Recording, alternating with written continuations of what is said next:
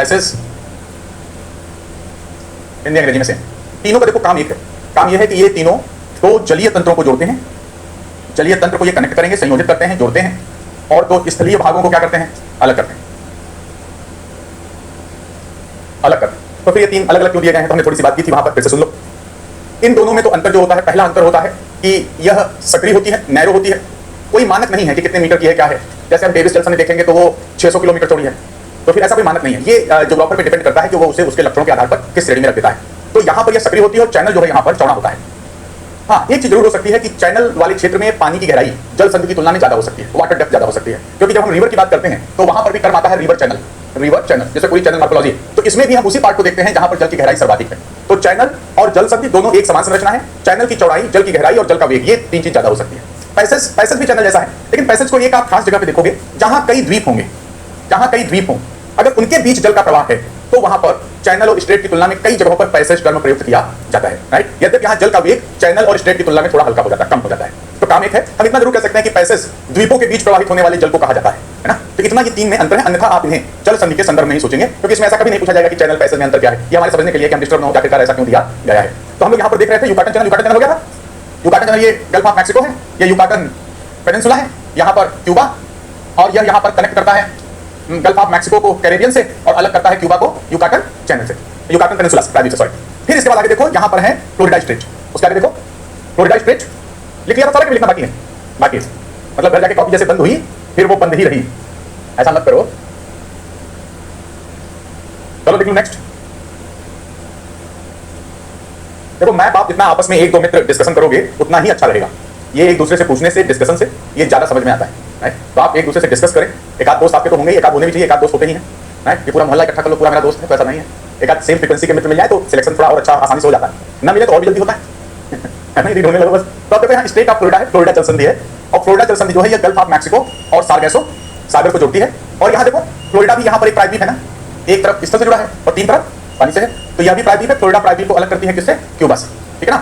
तो वहाँ लिख लो जल संधि, जो टेबल बनाया होगा हमने कोई, हाँ उस टेबल में लिखो जल संधि में फ्लोरिडा जल संधि या Florida,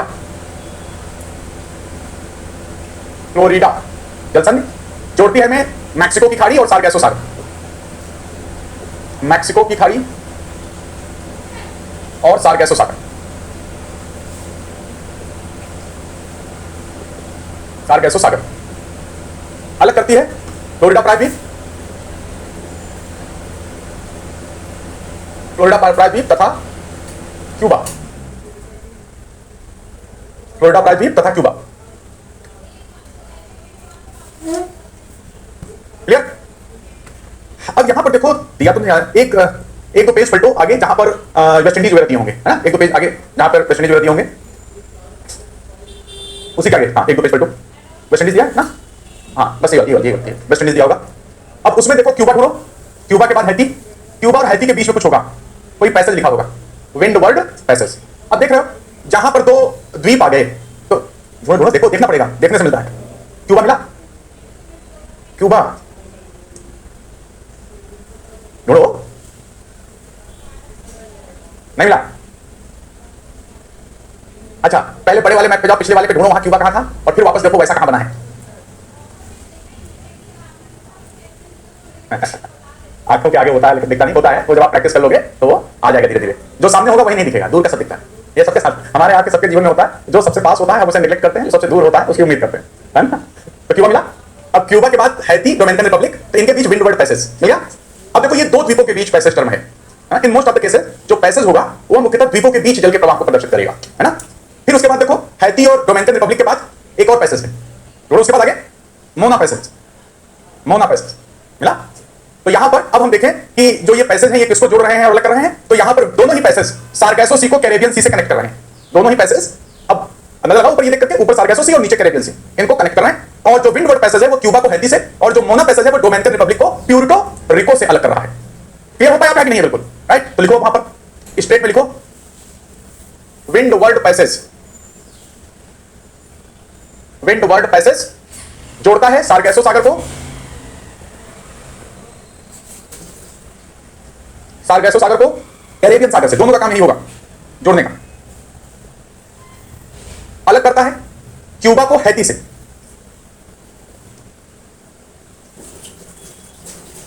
Cuba, Haiti, Haiti, TI, Haiti, ये तो बड़े फेमस क्षेत्र रहे हैं।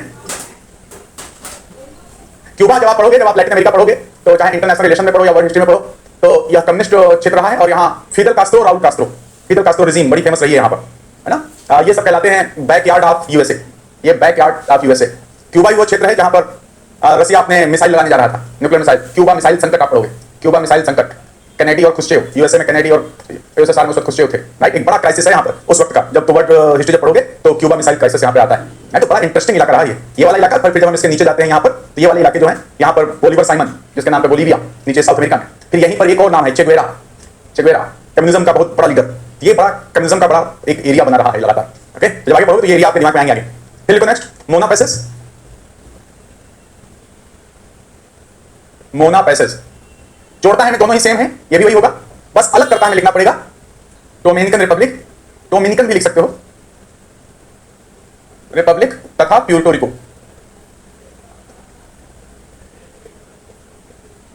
डोमिनिकन रिपब्लिक तथा प्यूर्टो रिको। और भी छोटे छोटे पैसेज हैं पर उनकी आपको जरूरत नहीं, ये दो इंपॉर्टेंट पैसेज हैं, कभी भी मैचिंग में आ सकते हैं। ये हो गया। अब वापस स्टेट ऑफ फ्लोरिडा की तरफ आ जाओ और किनारा पकड़ते हुए ऊपर चलना है, किनारा पकड़ते हुए ऊपर चलो, ऐसे करते करते करते करते यहां पर जब ऊपर कहीं न्यू फाउंड लैंड मिले तो बताना, न्यू फाउंड लैंड मिल गया। वहीं पर अगर बीच में देखोगे तो कुछ लिखा है स्ट्रेट ऑफ बेले आइसल, मिला। अब न्यू फाउंड लैंड देखोगे इधर और इधर देखोगे लैब्राडोर का एरिया, है ना। लैब्राडोर लैंड पोर्शन भी है इधर और लैब्राडोर सी भी है ऊपर। तो यहां देखो न्यू फाउंड लैंड और लैब्राडोर, इसके ऊपर भी लैब्राडोर सी और इसके नीचे गल्फ ऑफ सेंट लॉरेंस, इसके नीचे देखो गल्फ ऑफ सेंट लॉरेंस। यहां पर सेंट लॉरेंस नदी गिरती है और ये उत्तरी अमेरिका का व्यस्ततम आंतरिक जलमार्ग बनाती है और यही नदी आकर के यहाँ सेंट लॉरेंस की खाड़ी में गिरती है। इसी के आधार पर हम आगे कभी देखेंगे सेंट लॉरेंस तुल्य जलवायु, यहाँ विशेष प्रकार की क्लाइमेट होती है जिसे हम सेंट लॉरेंस जलवायु भी कहते हैं। अभी फिलहाल यहाँ पर हमें देखना है इसका स्ट्रेट। तो अगर हम देखें तो ये जोड़ती है लैब्राडोर सागर को Gulf of Saint Lawrence, Saint Lawrence की खाड़ी से भी हम गल्फ बे और उस समय अंतर देखते हैं आगे। और यह अलग करती है न्यू फाउंडलैंड को लैब्राडोर से। आगे हम ये भी पढ़ेंगे कि न्यू फाउंडलैंड वाले इलाके में नीचे से एक गर्म जलधारा आती है और ऊपर लैब्राडोर सी से ठंडी धारा आती है और दोनों धाराएं जब यहाँ मिलती हैं तो यह मत्स्य क्षेत्र होता है, फिशरीज सेंटर। और यही लैब्राडोर सी से एक धारा आती है, लैब्राडोर करंट या लैब्राडोर की ठंडी धारा आती है, वो अपने साथ हिमनद लाई थी, एक बहुत बड़ा बर्फ का टुकड़ा जिसे समुद्र में हो तो आइसबर्ग कहते हैं, उसी से टाइटैनिक टकराया था। यहीं पे टाइटैनिक डूबा था नीचे, है ना। जिसको कहा गया था कभी डूब नहीं सकता, पहली बार में डूब गया, है ना। इसलिए भगवान से पंगा नहीं लेने का, है ना। ऐसे मुगलों के पास एक जहाज था गंजे सवाई और बड़े शौक से उसे अरब सागर में लगाया गया और शौक शौक में उस पर जो तोप लगी थी उसको चला दिया गया, तोप सहित जहाज डूब गया। औरंगजेब के समय की कहानी है, है ना। तो यहाँ पर जिन जहाजों को कहा गया कि जलयानों का बहुत शानदार है, वो अपनी पहली यात्रा पूरी नहीं कर पाए, इसलिए भारत में हम लोग कहा जाए कि सैटेलाइट भी भेजते हैं तो नारियल फोड़ के ही भेजते हैं पता नहीं कब कहाँ क्या हो जाए। तो ये हुआ, देखो यहाँ पर देखो जलसन में बेले आइसल, बेले आइसल जलसन जोड़ती है लैब्राडोर सागर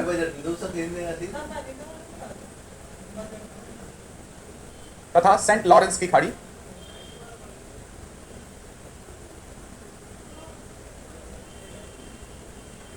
अलग करती है लैब्राडोर को न्यू फाउंडलैंड से, न्यू फाउंडलैंड, न्यू फाउंडलैंड।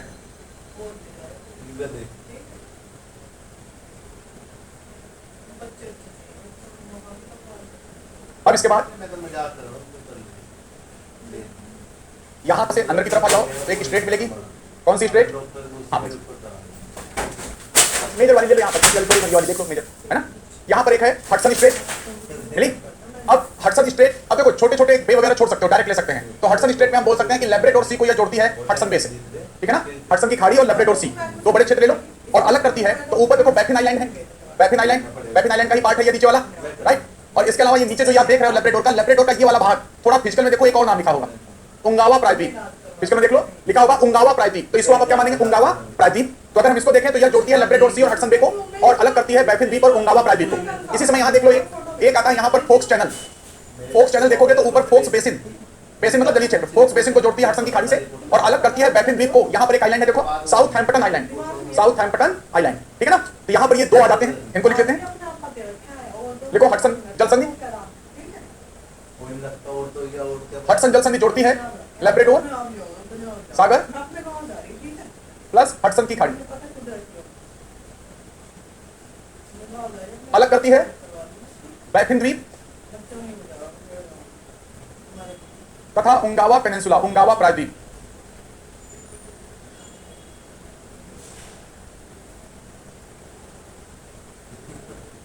उंगावा प्रायद्वीप, तो फिर ऊपर गिर गई, वैसा कुछ नहीं है।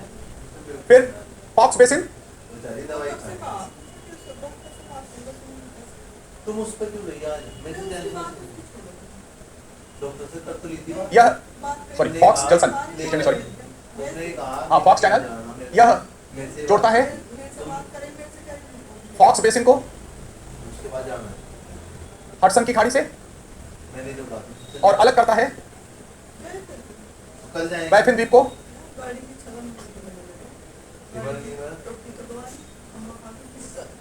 साउथहैम्पटन द्वीप से। पिज्जा करी खा लो।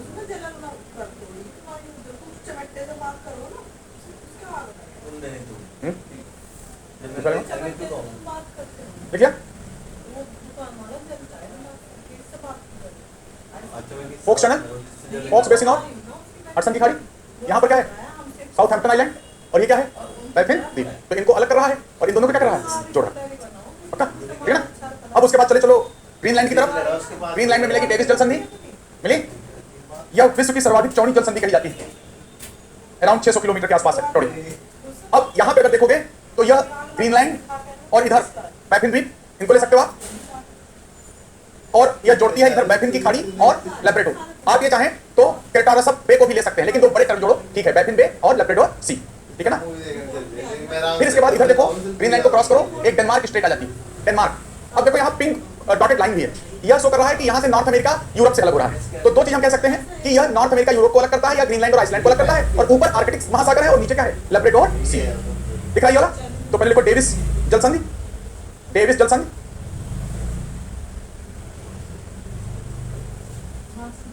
जोड़ती है हमें बैफिन की खाड़ी और लैब्राडोर सागर, अलग करती है सर्दी हो गई। ग्रीनलैंड और बैफिन द्वीप। ये डेविस जल संधि। फिर इसके बाद यहां पर डेनमार्क जल संधि, यह जोड़ती है आर्कटिक महासागर, लैब्राडोर सागर, और अलग करती है, मैं आप किस तरह से लिख सकते हो, अलग करती है ग्रीनलैंड और ब्रैकेट लिख लो उत्तरी अमेरिका, आइसलैंड, हम भौगोलिक के संदर्भ में लिख रहे हैं इसे, आइसलैंड, यूरोप, ये जोड़ती है और दूसरा अलग करती है।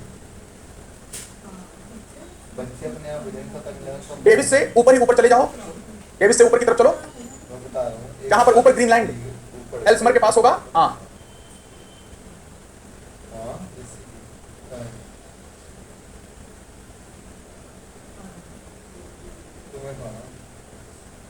अब ये वाला हिस्सा देखो, नेयर्स स्ट्रेट, यहां पर लिखा है नेयर्स जल संधि।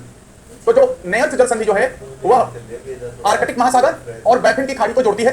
साउंड का मतलब भी यहाँ बे होता है, आगे आगे दिखाएंगे सारे की बे गल्फ साउंड बाइट क्या है। तो यहाँ पर यह आर्कटिक महासागर को बैफिन की खाड़ी से जोड़ती है और ग्रीनलैंड को एल्समर द्वीपों से अलग करती है, एल्समर द्वीपों से अलग करती है। एक और देखो तो इकट्ठा लिख लेंगे। इसके बाद यहाँ से यहाँ पर देखो मेरा कुछ मैक्लोर स्ट्रेट। अब इसे देखो तो यह ब्यूफोर्ट सागर है, ब्यूफोर्ट सागर, और यहाँ से आप एक सीधी लाइन ले जाओ, चाहे उसे कहो लैंकास्टर साउंड या उसे बैफिन बे से जोड़ दो, क्योंकि सी है तो बे से जोड़ सकते हो।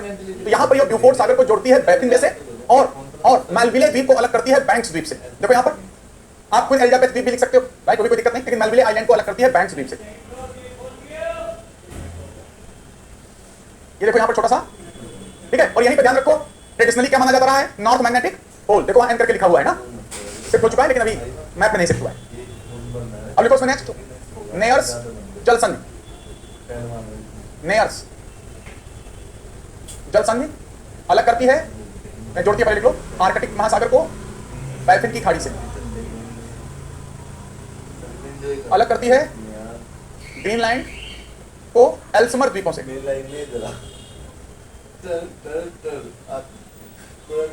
मैकलर भी लिखते हैं और मैक्लियोर भी लिखते हैं, मैक्लियोर जल संधि जोड़ती है ब्यूफोर्ट सागर को बैफिन बे से, अलग करती है मेलविले द्वीप तथा बैंक्स द्वीप को।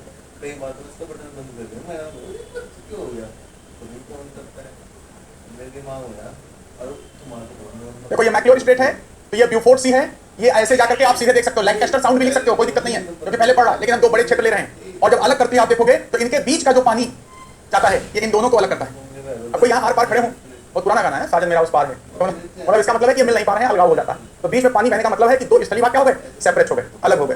क्लियर? अच्छा, तो अगर ये दो रखे हैं और बीच में पानी बह रहा है तो पानी क्या कर रहा है, इन दोनों को अलग कर रहा है। तो आप देखो स्ट्रेट जिनके बीच में बह रही होगी स्थलीय भागों के, तो स्थलीय भाग क्या है, अलग है ना। तो यहाँ देखो ये मेलविले द्वीप है, ये बैंक्स द्वीप है और इनके बीच ये पानी बह रहा है और ये मैप में छोटा सा दिख रहा है कि ये तो पार हो सकता है नहीं, ये सैकड़ों किलोमीटर की दूरी है, ये दोनों क्या हो रहे हैं, कंफर्म है ना, जुड़ रहा है, अलग हो रहा है, दिख रहा है ना, पक्का। हाँ ठीक है।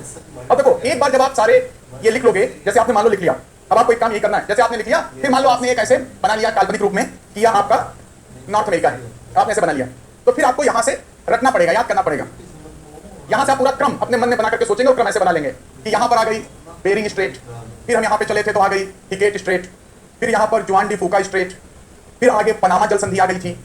आपको यहाँ पे वार्ता करनी है अपने आप से, मैप में देखने के बाद खुद से बात करो कि यहाँ से चले और फिर ध्यान रखो कि यहीं बगल से गुजर रही थी इंटरनेशनल डेट लाइन, अंतरराष्ट्रीय तिथि रेखा गुजर रही थी, फिर हम इधर आए पनामा मिल गया, जब हमने इसको क्रॉस किया तो क्रॉस करने के बाद यूकाटन चैनल मिल गया, फिर हम इधर आगे की तरफ गए तो विंड वर्ड मिल गया और मोना, है ना, तो विंड वर्ड पैसेज और मोना पैसेज मिल गया, फिर वापस आ गए यहाँ यूकाटन से, फिर यहाँ पर आए तो फ्लोरिडा जल संधि मिल गई, फिर आगे आए यहाँ तो बेले आइसल, थोड़ा अंदर की तरफ हडसन पड़ गया, इधर अंदर की तरफ फॉक्स बेसिन पड़ गया, फिर इधर आप सोच सकते हो ऊपर गए तो डेविस आ गई, फिर इधर की तरफ डेनमार्क, फिर इधर की तरफ नेयर्स, फिर इधर की तरफ मैक्लोर और फिर बेले। अगर ये आप 2-3 बार एक क्रम अपने दिमाग में रखे रहो और उनके इनिशियल लिख लो, जो स्ट्रेट है उनके पहले कहा जाए कि अक्षर लिख सकते हो, लेटर लिख सकते हो, तो उसको दोहराते दोहराते 2 बार 3 बार 4 बार में इतना तो आइडिया आ जाएगा कि अगर आपसे एमसीक्यू पूछेगा मैचिंग का तो उम्मीद रहेगा कि पकड़ में आ जाएगा, है ना। लेकिन ये करना होगा कि सब कुछ करने में आपने उतना लिखा है, उसके बाद आप एक इस तरह से शॉर्ट में बना लें और बीच में ध्यान रखें, इनको जोड़ता है, इससे जाता है ना। तो इस तरह से अगर आप बार बार डिस्कस करोगे अपने मन में, तब जाके मैप आपको दिखना, याद होना और ये सारी चीज स्टार्ट हो जाएगी, क्योंकि एक दिन का पहले आपको ये लगातार देखना पड़ेगा। और मैंने आपसे पहले भी कहा है और ये बिल्कुल गांठ मान लो, 3 साल की तैयारी यूपीएससी, 1 साल कोचिंग में पढ़ लेना, उसके बाद खुद को तैयार करके एग्जाम देना, और एग्जाम का पूरा प्रोसेस क्या होता है, 1 साल चलता है, ठीक है ना। तो इस दौरान ऐसी चीजों को बार बार आप दोहराते रहे, ऐसी चीजों को, राइट। जैसे कि एक समय के बाद आप मैप छोड़ भी दें तो क्रम आपके आंखों के आगे क्या है, घूमता रहे कि इस तरह से क्रम में चलने पर ये हमको मिल जाता है, ठीक है ना। तो वो पूरा लिखने के बाद इस तरह से एक क्रम बना करके अगर आप याद रखेंगे, ये शॉर्ट में चीजें आपको याद रहेंगी और ये आगे भी आएंगी। जब हम यहाँ पर बहुत सारी ओशियानिक करंट देखेंगे तो यूकाटन चैनल से ही पानी अंदर एंट्री करेगा और फिर उसी से आगे जाके गल्फ स्ट्रीम आएगी, तो ये वहां भी काम आएगा कि यूकाटन चैनल और फिर यहाँ से ये एंट्री कर रही है, ठीक है ना। तो प्लीज आप इसको जितना रिवाइज करोगे ये उतना ही आपके लिए सही होगा, ये रिवीजन का पूरा मुद्दा है यहाँ पर। अब इसके बाद पनामा, अब देखो ये फ्लोरिडा जल संधि है, फ्लोरिडा पेनिनसुला है, यहाँ पर क्यूबा है, ठीक है ना, यहाँ पर गल्फ ऑफ मैक्सिको है, यहाँ पर सार्गेसो सी है, देखो ऊपर मिल गया। तो अब अगर यहाँ पानी बह रहा है तो ये पानी यहाँ अगर यहाँ कागज की नाव डालें सोचो तो क्या होगी, यहाँ जाओ, है ना, आराम से कनेक्ट चाहिए, और ये क्या है, सेपरेटेड। तो यहाँ यह फ्लोरिडा को क्यूबा से अलग कर रही है और गल्फ ऑफ मैक्सिको को सार्गेसो सी से जोड़। बाकी सबको क्लियर है ना, कौन जोड़ रहा है कौन घटा रहा है नहीं, मैं चिल्ला रहा है बाद में कौन जोड़ रहा है, तो बड़ा गड़बड़ हो जाएगा। एक बार एक कवि सम्मेलन हुआ तो एक कवि वीर रस का कवि था, चिल्ला चिल्ला के गाता और 2 बज गए 3 बज गए, बाकी सब लोग चले गए, केवल दादी अम्मा बैठ के सुनती हूँ। तो 4 बज गए तो खुद ही आके दादी अम्मा के पैर पकड़ लिया कि हमने बहुत श्रोता देखे दादी अम्मा, लेकिन आप जैसा श्रोता आज तक नहीं मिला, मैं तो धन्य हो गया।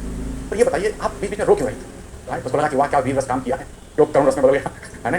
तो वो बोली गाँव के थे, अरे छोड़ो बच्चा दोनों बात है, जैसे तुम चिल्ला रहे हो ना वैसे हमारे एक पड़वा रहा है, पड़वा जानते हो, भैंस का बच्चा, सना भैंस, बोले वो पड़वा रहा है और एक दिन रात भर चिल्ला सुबह मर गया,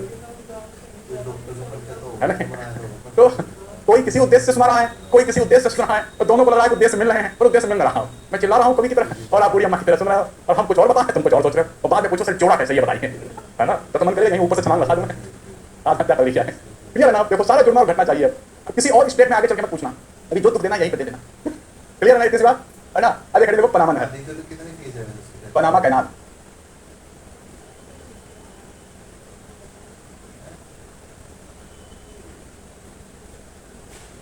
पनामा कैनाल, देखो कैनाल का भी काम वही है जो स्ट्रेट का है, लेकिन वह मानव निर्मित होती है। स्ट्रेट हमेशा क्या होगी, प्राकृतिक, राइट, और नहर हमेशा क्या होगी, वह मानव निर्मित होगी, ठीक है ना, इतना अंतर है, वरना काम दोनों का बराबर ही है।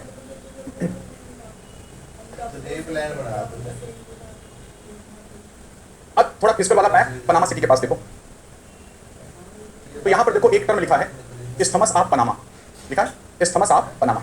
तो जैसे जल संधि होती है वैसे ही स्थल संधि होती है, लेकिन काम अलग होता है उल्टा। तो यहाँ देखो एक भूमि की एक पतली पट्टी है, राइट, नैरो सकरी सी पट्टी है यहाँ पर, ओके, जो नॉर्मल वाला मैप उसी में आप देखो सही होगा किसको नहीं। तो यहाँ पर एक पतली पट्टी है जो क्या कर रही है, इधर दक्षिण अमेरिका को उत्तरी अमेरिका से क्या करती है, कनेक्ट करती है। दक्षिण अमेरिका को ये वाली जो पट्टी है, ये जो पतली पट्टी है, ये इतनी, ये हिस्सा अगर हम इसको काट दें, अगर हम यहाँ से इसको काट दें तो नॉर्थ अमेरिका साउथ अमेरिका अलग अलग हो जाएंगे ना, राइट। तो यह एक सक्रिय भूपट्टी नैरो लैंड स्ट्रिप है जो दक्षिण अमेरिका और उत्तरी अमेरिका को यहाँ पर जोड़ती है। तो जो स्थल संधि होती है वह दो स्थलीय भागों को जोड़ती है और दो जलीय भागों को क्या करती है, अलग करती है। यहाँ पर दिया नहीं है, यहाँ पर गल्फ ऑफ पनामा है और यहाँ पर एक आती है जहाँ छोटा सा हिस्सा ऐसे बना है, ये गल्फ ऑफ डेरियन है, डेरियन दिया नहीं है लेकिन ये गल्फ ऑफ डेरियन है, इसलिए इसको कभी इस्थमस ऑफ डेरियन भी कहा जाता है, इस्थमस ऑफ डेरियन। लेकिन अब हम सामने देखें तो हमारे सामने गल्फ ऑफ पनामा, इधर क्या है, कैरेबियन सी। तो नॉर्मली अगर यह पट्टी जुड़ी है तो यह अटलांटिक महासागर के कैरेबियन सागर को प्रशांत महासागर के पनामा की खाड़ी से अलग करती है और उत्तरी अमेरिका और दक्षिण अमेरिका को क्या करती है, जोड़ती है, राइट। अब इसी क्रम में अगर हम ये देखते थे कि यहाँ पर यह मान लो नॉर्थ अमेरिका और ये साउथ अमेरिका है, तो ये वाली जो पट्टी है, इस पट्टी के कारण क्योंकि यहाँ पर स्थलीय भाग है, कोई भी जलयान आता था उसको यहाँ से अगर यहाँ जाना है तो पूरा ये चक्कर लगाना पड़ता था। यहाँ पे एक पैसेज है ड्रैग पैसेज से होकर के इसको यहाँ पर आना पड़ता था, तो अत्यधिक दूरी बढ़ जाती थी, समय लग जाता था और ईंधन की खपत का स्तर भी बढ़ जाता था, राइट। तो फिर यहाँ पर एक काम किया गया और यहाँ पर जहाँ पर आज ये इस्थमस ऑफ पनामा है, इसके सहारे एक नहर बनाई गई और उसी नहर को कहा जाता है पनामा नहर। और यह नहर एक विशेष सिस्टम पर बनी है, एक विशेष तंत्र है, उस तंत्र को कहा जाता है लेक एंड लॉक सिस्टम। जो सिस्टम है वो सिस्टम है, आप लॉक भी पहले लिख सकते हो, लॉक एंड लेक सिस्टम। अब जो आपका फिजिकल मैप है उसी में देखो एक छोटा सा स्क्वायर बना होगा, उसी में कुछ बना है, जरा देखो लिखा है पनामा कैनाल। इसमें देखो कैरेबियन सी लिखा है ऊपर, कैरेबियन सागर की तरफ जो पहला बंदरगाह है वो है कोलोन बंदरगाह। जब आप इससे आगे चलेंगे तो देखेंगे आएगा गाटून लॉक और लेक गाटून आ रहा है ना। फिर उसके बाद नीचे चलने पर पेड्रो मिगल लॉक, फिर मीरा फ्लोर्स लॉक और फिर करके आ जाता है Panama city, right. Panama city ये प्रशांत महासागर की तरफ बंदरगाह है। तो दो टर्म आए, लॉक एंड लेक, ये सिस्टम है। तो क्या किया गया है, यहाँ वाले कई क्षेत्रों में जहां पर पनामा इस्थमस थी वहां कई क्षेत्रों को गहरा करके वहां पर झील बनाई गई है। और जब कोई जलयान यहाँ कोलोन में आता है तो कोलोन से आगे आने के बाद यहाँ पे एक प्लेटफॉर्म उभरता है और वो प्लेटफॉर्म पूरे जहाज को लिफ्ट करता है, जलयान को, और लिफ्ट करके उसे झील में रखता है। एक सिस्टम है, यहाँ पर जलयान लिफ्ट होता है और उठा के इसमें रखता है, फिर वो यहाँ से इन लॉक से दो तीन जगह उठा के रखा जाता है और फिर क्रॉस करता हुआ कहाँ जाता है, पनामा सिटी, और यहाँ से फिर क्रॉस कर जाता है या फिर यहाँ से जाएगा तो यहाँ तक पहुंच जाएगा, राइट। तो यहाँ पर जो यांत्रिकी मैकेनिज्म और जो झील का तंत्र बनाया गया है उसके सहारे यहाँ पर जो नहर बनी है उस नहर को पनामा नहर कहा जाता है। यह वर्तमान में 82 किलोमीटर लंबी नहर है, राइट, और इसे हम मानव निर्मित जहाजी नहर और यहाँ की महत्वपूर्ण नहर है। ऐसी एक और महत्वपूर्ण नहर है सुएज कैनाल, वो इससे ज्यादा महत्वपूर्ण है, लेकिन उसमें लॉक सिस्टम नहीं है। लॉक सिस्टम केवल यहीं पे अप्लाई है, वो केवल लेक सिस्टम पे बेस्ड है। इसमें लिखो एक बात, पनामा स्थल संधि, पनामा स्थल संधि, कैरेबियन सागर तथा पनामा की खाड़ी को अलग करती है तथा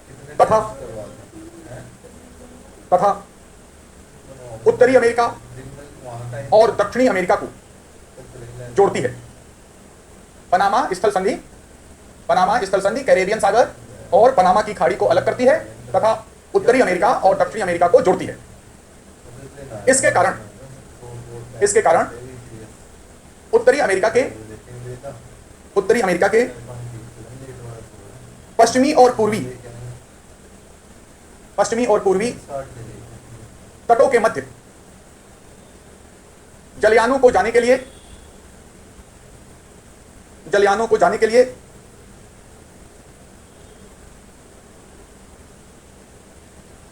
दक्षिण अमेरिका का पूरा चक्कर लगाना पड़ता था, जिससे बचने के लिए पनामा स्थल संधि के आर पार लॉक और लेक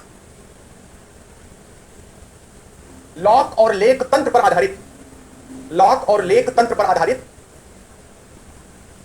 एक जहाजी नहर का, शिप कैनाल, जहाजी नहर का निर्माण किया गया जिसे पनामा नहर कहते हैं। 82 किलोमीटर लंबी 82 किलोमीटर लंबी यह नहर प्रशांत महासागर, थोड़ा रिपीट होगा पर लिख लो, प्रशांत महासागर ब्रैकेट में पनामा की खाड़ी तथा अटलांटिक महासागर, ब्रैकेट में कैरेबियन सागर, अटलांटिक महासागर ब्रैकेट में कैरेबियन सागर को जोड़ती है, कैरेबियन सागर को जोड़ती है। यह नहर 15 अगस्त 1914 को 15 अगस्त 1914 को परिचालन के लिए खोली गई, परिचालन के लिए खोली गई। कैरेबियन सागर की तरफ, कैरेबियन सागर की तरफ कोलोन और प्रशांत महासागर की तरफ, और प्रशांत महासागर की तरफ पनामा सिटी, पनामा सिटी बंदरगाह स्थित है, पनामा सिटी बंदरगाह स्थित है। बाकी डायग्राम याद रखना जो मैप में दिया हुआ है। हो सकता है कई बार लॉक और लेक का क्रम ही दे दे, सही क्रम क्या है। अगर हम कोलोन से पनामा सिटी की तरफ चलें तो निम्नलिखित का सही क्रम क्या है, तो इसे आप देख करके लिख रहना, दोनों बंदरगाह, ठीक है ना। ये हो गया यहाँ पर। अब देखो कुछ चीजें और देख लें, तब हम उनको केवल लोकेट कर लेंगे। 3-4 चीज, हाँ बताएं। इसलिए बनाया गया जिससे कम से कम दूरी में काटना पड़े। ज्यादा काटना खतरनाक है तो बहुत ज्यादा सड़क चाहिए, तो इसमें जहां जहां पर ऑलरेडी झील बनी थी, जहां जहां जैसे जा रही है, जैसे यहाँ पे जा रही है, यहाँ पर और यहाँ पे कुछ झील बनी थी, इधर झील बनी थी, बाकी जगह पे ये मोटी थी, राइट। तो इन झील वाले क्षेत्रों का क्या कर लिया गया, उपयोग कर लिया गया, राइट। इसमें अब देखो जैसे हम इसको देख रहे हैं, तो इसी तरह की कंडीशन, एक अच्छी कंडीशन हमको इस तरह की निकारागुआ में मिलती है। निकारागुआ का मैप देखो, उसी के ऊपर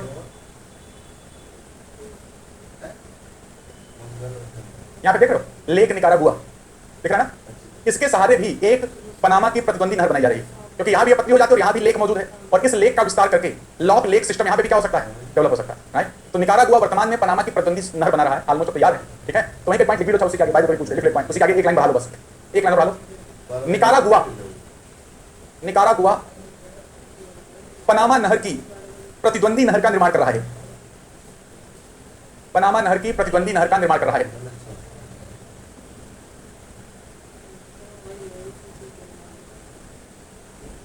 ठीक है ना।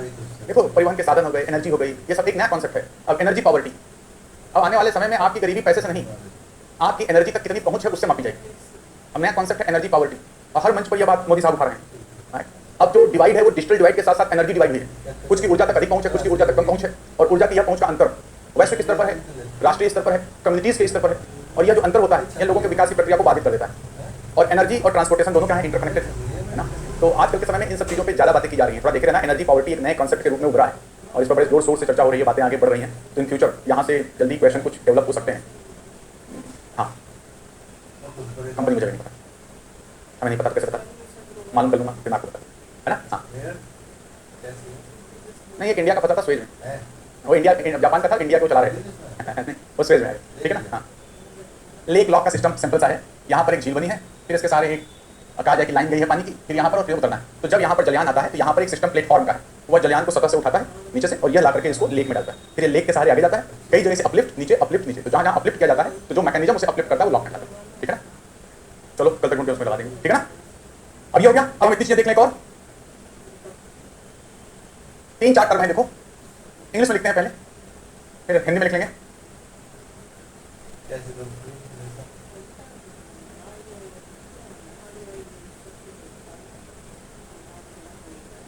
Gulf bay by sound, Hindi में इन्हें सिर्फ एक शब्द से बुलाया जाता है, खाड़ी, खाड़ी, खाड़ी और खाड़ी, है ना। इसलिए इनको अलग अलग लिखना पड़ा है, और यहाँ पर तो हम इसे सागर के रूप में जानते ही हैं, सागर के रूप। तो यहाँ पर इतने टर्म हैं, और इतने टर्म को हमें थोड़ा सा समझना होगा। गल्फ बे बाइट और साउंड,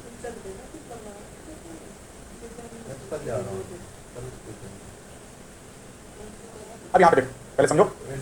मान लो कोई महासागर, राइट। अब महासागर का विस्तार ज़्यादा होता है, जैसे मान लो सड़क जा रही है, एक दूर तक जा रही है कहीं तक, तो हो सकता है सड़क किसी खास चौराहे से जो सड़क जा रही है वहाँ आसपास के प्रसिद्ध मिठाई वाले के नाम पे क्या हो जाए, उसका नामकरण हो जाए, या किसी महापुरुष की वहाँ मूर्ति लगा दी जाए, वह उसके नाम पे हो जाए, राइट। सड़क है, विस्तार है, लेकिन खास कारणों से सड़क के किसी एक भाग का क्या कर दिया जाएगा, नामकरण कर दिया जाएगा, राइट। तो जैसे यहाँ महासागर है, मान लो यहाँ पर महासागर है, लेट अज्यूम कैसा भी महासागर है, और हो सकता है यहाँ कोई सांस्कृतिक रूप में या यहाँ कोई इकोलॉजिकल रूप में कोई ऐसा क्षेत्र हो जो बड़ा महत्वपूर्ण है। तो यह जो है, अरे मेरी सुन लो, ये नहीं आना चाहिए था क्या, वापस हटाऊं।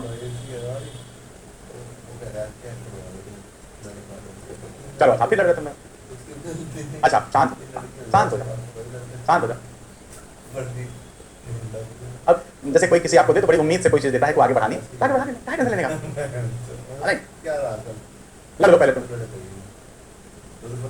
हाँ भाई वही करा, लेकिन कम करा देंगे तो और गर्मी पड़ जाएगी। अच्छा पहले शांत हो, पहले आप दोनों लोग शांत हो और एक नियम का पालन करें। जब भी कोई बुजुर्ग यहाँ खड़ा हो, है नहीं, जब भी कोई बुजुर्ग यहाँ खड़ा है तब आप लोग आपस में अपने शौर्य का प्रदर्शन नहीं करेंगे। अच्छे समझ लो, मुझे पता तुम लोग अभी जवान हो गए, खून बाल मार रहा है ना, लड़ने का किस लिए? उन्होंने वापस कर दिया था तो उनका ये मौलिक अधिकार है, उसे पास कर आप चुपचाप रख लेते, खत्म करो। मैं आपको पिछली बार भी किसी बात में समझा रहा हूँ, आज भी समझा रहा हूँ। आप लोग हमेशा छोटी छोटी बातों को अवॉइड करना सीखो। उलझने के हजार तरीके हैं, किसी भी चीज में तुम उलझ सकते हो, लेकिन आज की तारीख में तुम्हें उलझना नहीं जब तक सिलेक्ट मत हो जाओ। अब जैसे भी तुम लड़ जाओगे, दिमाग गुस्से में भरा रहेगा, इसने कैसे कह दिया, उसने कैसे कह दिया, और फिर हम कुछ समझाएंगे, शायद एक दो बात आपके गुस्से में ना समझ में आए, अलग तरीके के हार्मोन्स साबित होते हैं अंदर से, है ना।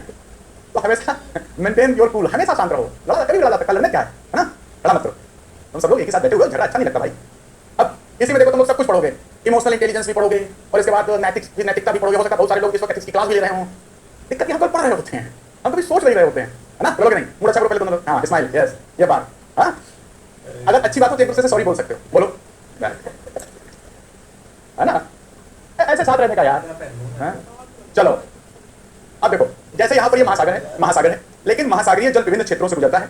उन क्षेत्रों के आधार पर कोई कल्चरल चीज हो सकती है, कोई खास यहाँ पर फिशरी सेंटर हो सकता है, कोई यहाँ पर इकोलॉजिकल विशेषता हो सकती है। उसके आधार पर महासागरीय क्षेत्रों के विभिन्न नाम दे दिए जाते हैं और उन सीमित क्षेत्रों को सागर कह दिया जाता है। अर्थात सागर महासागर का ही उपभाग होता है और वह अनिवार्य रूप से किसी न किसी महासागर से जुड़ा होता है। अगर वो महासागर से नहीं जुड़ा तो हो जाएगी, फिर वो सागर नहीं है। फॉर एग्जाम्पल अगर हम देखो एक चीज देखें यहाँ पे,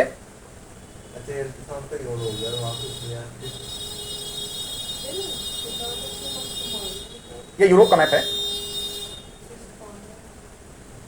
यहां पर, ये मैप पूरा दिख रहा है आपको, ये यूरोप का मैप है यहां पर। और खोल लो पहले, तुम खोल लो, तो यूरोप का मैप पेज में ओपन कर लो। कहां पे है पेज नंबर, लाओ हिंदी, चलो कोई नहीं, ये लो, हाँ बिल्कुल पेज नंबर हिंदी पाया है। अच्छा जितने भी हो मिल गया। अब यहाँ पर बात समझो, देखो पहले यहाँ पर नीचे की तरफ देखो, एक जगह लिखी है क्या, एजो सी, यहाँ दिख रहा है एजो सी, राइट। अब देखो यह वास्तविक सी कैसे है ये हमको देखना है। वास्तविक सी इसलिए है कि एजो सी है और यहाँ बना है स्ट्रेट ऑफ कर्च लिखा है, अर्थात इसका पानी यहाँ से क्या होगा, नीचे आ जाएगा, नीचे आ जाएगा।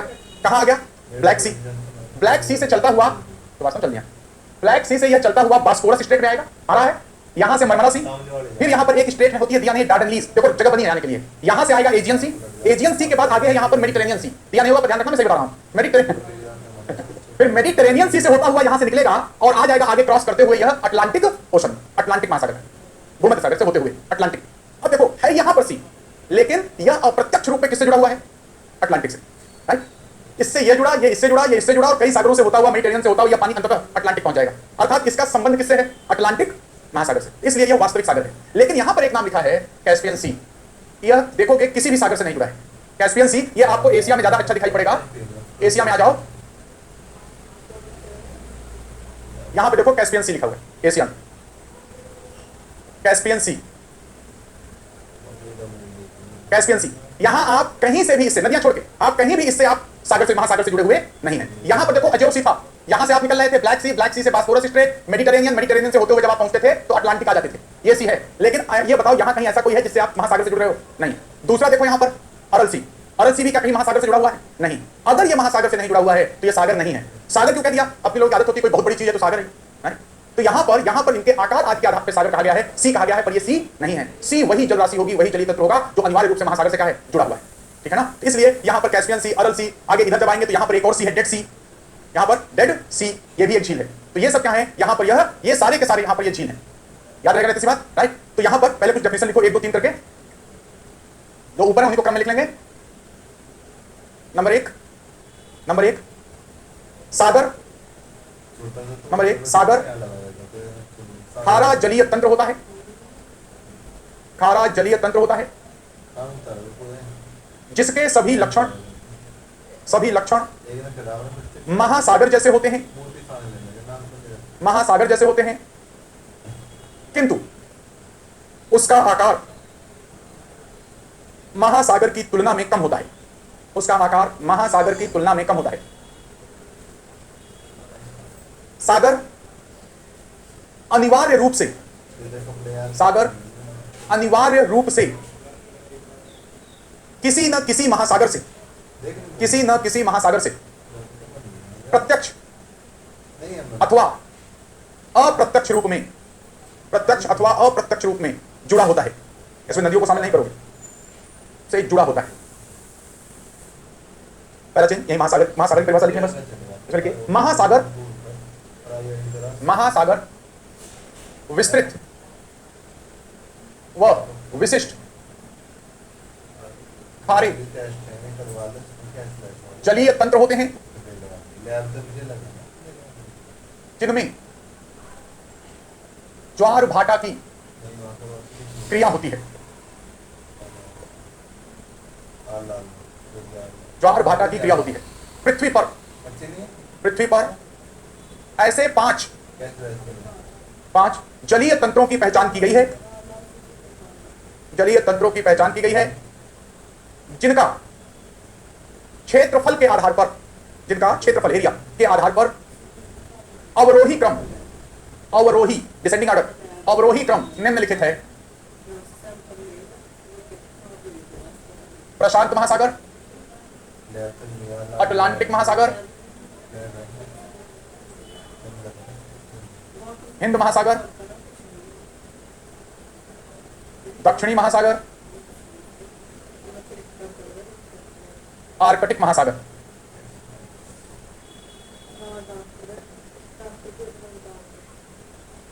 उसमें लवणता होती है, पर हर लवणता खारापन नहीं होती है, हर खारापन लवणता होती है होती है। सिर्फ नहीं, जरूरी थोड़ी है कि महासागर से जुड़ा हो तभी लवणता है, जरूरी थोड़ी ना।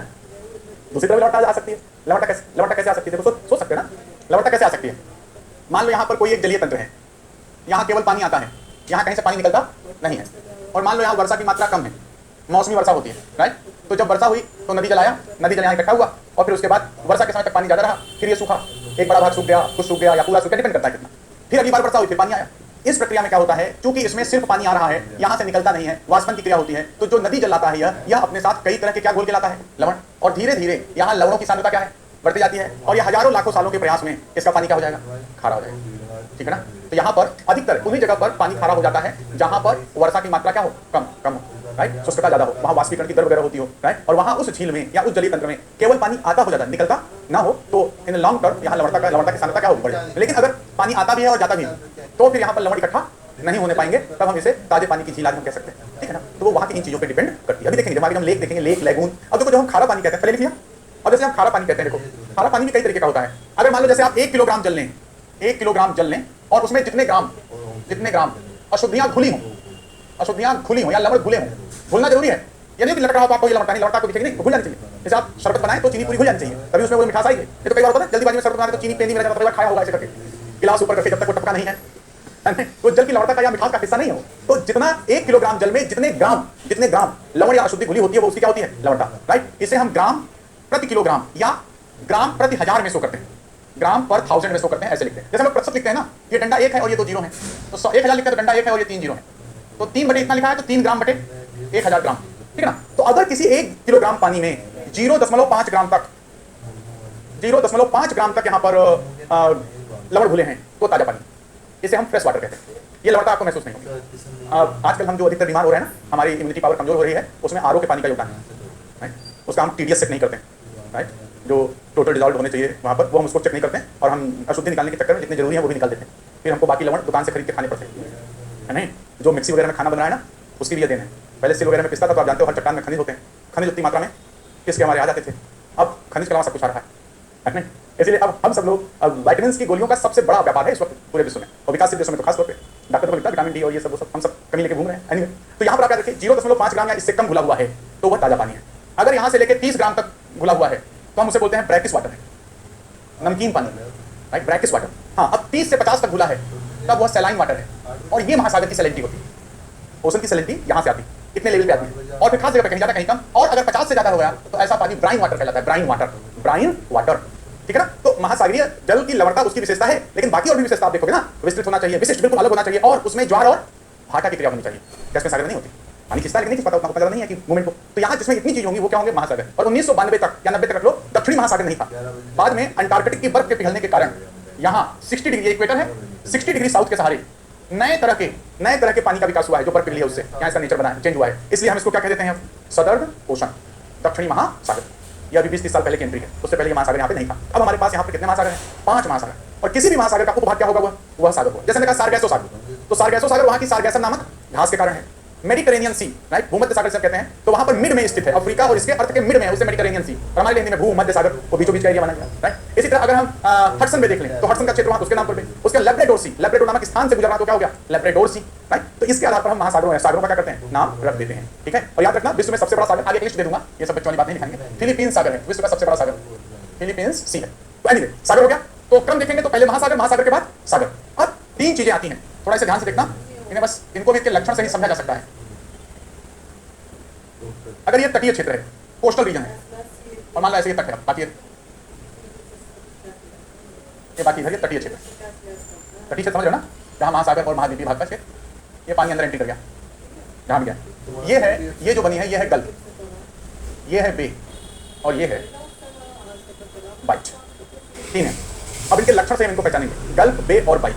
ये ऐसे क्षेत्र होते हैं जहां पर महासागरीय जल 3 तरफ पानी से क्या होता है, घिर जाता है, राइट। अब यहां देखो, यह एक इलांगेटेड स्ट्रक्चर है, मतलब एक लंबाई में ज्यादा दिख रही है, और इसमें जल का प्रवेश द्वार जो है, जो मुहाना है इसका, इसकी तुलना में क्या है, सकरा है, सकरा है, राइट। तो जिसका मुहाना चौड़ा हो जाएगा वो बे हो जाती है, और जिसका सकरा होगा वो क्या हो जाएगी, गल्फ हो जाएगी, राइट। इतनी बात। लेकिन एक बात देखो, परात जानते हो, परात मतलब बड़ी थाली समझो, है ना, थोड़ा बड़ी थाली, और फिर एक है बाल्टी, बाल्टी जानते हो, सब जानते हो। अगर एक बाल्टी भर के पानी रखा है और एक परात भर के पानी रखा है, गारंटी से कह सकते हो कि परात में बाल्टी से ज्यादा पानी है, गारंटी मान रखा हूं, नहीं कह सकते ना, क्योंकि परात का मुहाना ज्यादा है लेकिन गहराई क्या है, कम है। तो बाल्टी का मुहाना कम है लेकिन गहराई ज्यादा हो सकती है, तो हम पानी अगर उसका बाहर निकालें तो हो सकता है परात से क्या हो जाए, ज्यादा हो जाए। तो यहां पर इन दोनों में अंतर रखना कि ये दोनों तटीय भाग में निर्मित जलीय तंत्र होते हैं। गल्फ का मुहाना बे की तुलना में सकरा होता है, किंतु गल्फ में बे की तुलना में पानी का आयतन क्या है, ज्यादा होता है, क्योंकि इसमें गहरा इरोजन होता है। इनका निर्माण कैसे होता है, कई तरीके हैं। मान लीजिए कोस्टल एरिया है, इस कोस्टल एरिया में ये हो सकता है कि यह चट्टान इतनी मुलायम है और इसके आसपास की बाकी चट्टान कठोर है, तो जब यहाँ पर तरंगे टकराएंगी तो तरंगे क्या करेंगी, कमजोर चट्टान का गहराई तक अपरदन कर देंगी, और जो कठोर चट्टानें हैं वो अपनी जगह पे क्या रहेंगी, बनी रहेंगी, अपरदन बहुत कम होगा। और इस प्रक्रिया में यहाँ पर लंबाई में इधर अपरदन, लंबाई और गहराई में अपरदन हो जाएगा, जिससे किसका निर्माण हो जाएगा, गल्फ का निर्माण हो जाएगा, राइट। बे का भी निर्माण इसमें होता है, लेकिन बहुत सारी बे का निर्माण कॉन्टिनेंटल ड्रिफ्ट में हुआ है या प्लेट के खिसकने से हुआ है। कई ऐसे क्षेत्र हैं जहां कर्व्ड प्लेट, कोई भी प्लेट जो इस तरह से बनी हुई है, अगर ये आज कहीं भी जाके शिफ्ट हो जाए तो वहां महासागरीय जल क्या होगा, भर जाएगा, और उस क्षेत्र को हम यहाँ बे के रूप में जान सकते हैं। तो बे का भी निर्माण अपरदन किंतु महाद्वीपीय विस्थापन या प्लेटों के विस्थापन से होता है, ठीक है। और तीसरी जो बाइच है इसी प्रक्रिया में, इसका मुहाना सबसे चौड़ा लेकिन सबसे छिछला जल पाया जाता है, राइट। तो मुहाना कम होता जाएगा लेकिन जल का आयतन बढ़ता जाएगा, और इन्हीं विशेषताओं के आधार पर हम गल्फ, बे और बाइट को क्या करते हैं, पहचानते हैं। नेक्स्ट पॉइंट, लंबाई का आधार होता है, राइट। रेड सी का नाम इसलिए पड़ा हुआ है, रेड सी का नाम, क्योंकि उसमें एक एल्गी पाया जाता है, राइट, एल्गी पाया जाता है, तो उससे उसे रेड कलर उसे मिलता है, तो इसलिए यहाँ पर उसे क्या है, रेड सी के नाम से जाना जाता है। और ब्लैक सी जो है वहाँ के आसपास के क्षेत्रों की तुलना में जल उसका गहरे कलर का है, इसलिए उसे ब्लैक सी कहा जाता है। हाल ही में न्यूजीलैंड के पास एक जीलैंडिया नामक महाद्वीप की खोज हुई थी, जिसे वैज्ञानिकों ने 8वें महाद्वीप का दर्जा प्रदान किया। वैज्ञानिकों ने भी तो दिया नहीं, आपने दे दिया है, देखो क्या। आगे हम बात करेंगे, प्लेट टेक्टोनिक्स का मुद्दा है, वहाँ पे हम बात करेंगे। 2 क्षेत्रों को लेकर है, एक है जीलैंडिया जो न्यूजीलैंड ऑस्ट्रेलिया वाले क्षेत्र, एक ग्रेटर एड्रिया भी है जो मेडिटेरेनियन सी में है, ग्रेटर एड्रिया। हम सबको दिक्कत होती है कि जो नया खोज देते हैं कहते हैं 8वां महाद्वीप कह दो, तो सब लोग घुमा करते हैं, तो अभी किसी को इसको 8वां महाद्वीप का नाम नहीं दिया गया, पत्रकारों ने दिया वो गलत बात है, या कोई आप मैगजीन पढ़ रहे हो गलत बात है। कहा गया कि 8वें महाद्वीप का यहाँ पर दर्जा दे दिया जाए, पर दिया नहीं गया है। तो अभी 2 इसमें है, एक ग्रेटर एड्रिया है और एक है जीलैंडिया। जब हम प्लेट कॉन्टिनेंट थ्योरी पढ़ लेंगे और जब उसके बाद हम उसकी आलोचना करेंगे और उसके बारे में जब नए साक्ष्य देंगे तब ये दोनों वहाँ पे आएंगे, है ना। चलो, हाँ, महासागरों की सीमा देखो, एक आगे हम बात करेंगे, एक है जब ओशनोग्राफी पढ़ेंगे, यहाँ पर यूएन क्लॉज आता है, right, United Nation convention for law of sea है।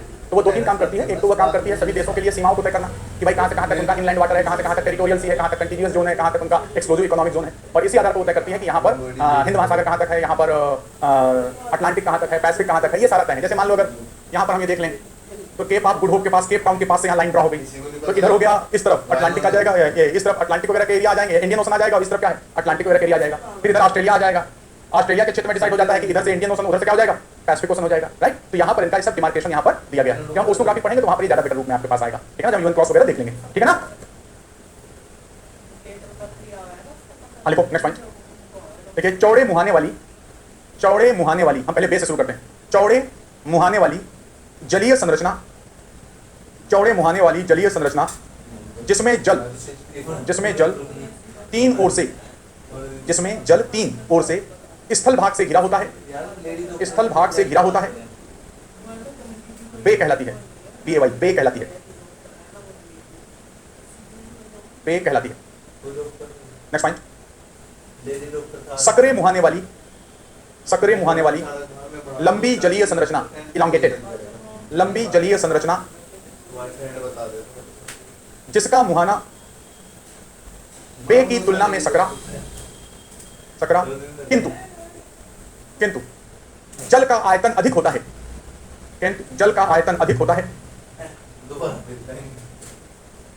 गल्फ कहलाती है। याद रखना, बे ऑफ बंगाल सबसे बड़ी बे है और गल्फ ऑफ मैक्सिको सबसे बड़ी गल्फ है। अब सबसे छोटी मत पूछना, ढूंढना मतलब मझोली कौन सी है, छोटी कौन सी। बे ऑफ बंगाल याद रखना सबसे बड़ी बे है और गल्फ ऑफ मैक्सिको सबसे बड़ी गल्फ है। नेक्स्ट पॉइंट, तटीय क्षेत्र में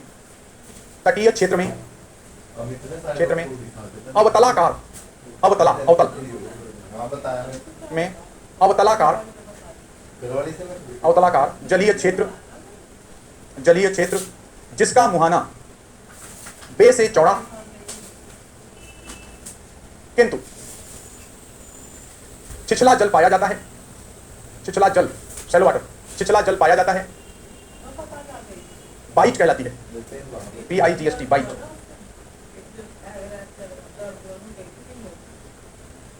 ये देखो जैसे ये क्या है, ग्रेट ऑस्ट्रेलियन बाइट। अभी देख रहे हो बिल्कुल अवतलाकार अंदर की तरफ ये दसी हुई, और इसी जगह देख सकते हो क्या लिखा है, गल्फ ऑफ स्पेंसर। इसी में इधर बनी है गल्फ ऑफ स्पेंसर, लंबी सक्रिय जलीय संरचना, और यहाँ पर ये क्या है, सबसे चौड़ी होगी, सबसे चौड़ी बाइट, सबसे चौड़ी। बाइट का मतलब ही होता है जो जब दिया गया था टर्निंग पॉइंट, लगता है जैसे पानी यहाँ से मुड़ के बस निकल जाता है, पानी यहाँ से मुड़ता है और निकल जाता है। तो कहीं भी अगर देखोगे, अगर इस तरह से ऐसे देखो अगर अफ्रीका को, तो यहाँ भी आपको एक बाइट मिलेगी, बाइट ऑफ बेनिन, राइट। जहाँ भी इस तरह से मुड़ाव होगा इतना, वहां पर आपको बाइट स्ट्रक्चर मिलता है, राइट। पैराचेन गल्फ बे और बाइट, गल्फ कामा बे कामा बाइट, गल्फ बे और बाइट की कोई सार्वभौमिक परिभाषा, यूनिवर्सल, यूनिवर्सल जो हमेशा सत्य हो, सार्वभौमिक परिभाषा नहीं दी जा सकती है। इन्हें केवल इनके लक्षणों से पहचाना जा सकता है, तथा इनकी संरचना में भी विविधता संभव होती है। कुछ क्षेत्रों में बे के समान, BAY लिखना, बे के समान छोटी जलीय संरचना को ये भी महासागर के साथ ही होगी, छोटी जलीय संरचना को साउंड भी कहा जाता है, अब कहीं साउंड मिले तो समझ लेना वह बे का ही छोटा रूप है, कहीं भी साउंड आपको टर्म मिलता है। हाँ मैंने पढ़ ली, उसमें थी कि सर कूलिंग कम करा दी, खुदा बाहर निकला एसी चल। हाँ नेचुरल, ये सब नेचुरल। हाँ आदेश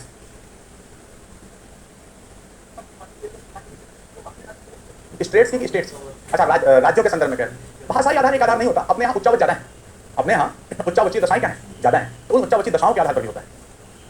उच्चावची दशाएं ज़्यादा है ना, पर्वत है, पठार है, फिर मैदान आ जाता है, सारा जाता है यहाँ पर उच्चावची दशाओं का स्तर क्या है, बहुत ज़्यादा है, इसका फर्क पड़ता है यहाँ पर, ठीक है ना। पहाड़ पे कहाँ सीधी लाइन ले जाओगे, है ना। हाँ को बिल्कुल प्रारंभिक, जब बे का निर्माण होता है तो प्रारंभिक स्तर पर यह सबसे छोटी जलीय संरचना होती है। गांव क्षेत्र में एक शब्द यूज किया जाता है, खो, छोटा सा कोई मतलब गड्ढा भी टाइप का कहीं बना तो खो जैसी है, राइट। तो उसी से को है, तो को का मतलब बे का आरंभिक रूप, जब अपर्दन शुरू होता है कहीं तो शुरुआत में जो स्ट्रक्चर होता है उसे क्या कहते हैं, को कहते हैं। और सारी को हर बे की शुरुआत में को होती है ऐसा, ठीक है ना, कोई खास नाम नहीं है, ठीक है ना। अब हेड लिखो, हेडिंग लिखो, पहले देख लो कुछ चीजें यहाँ पे।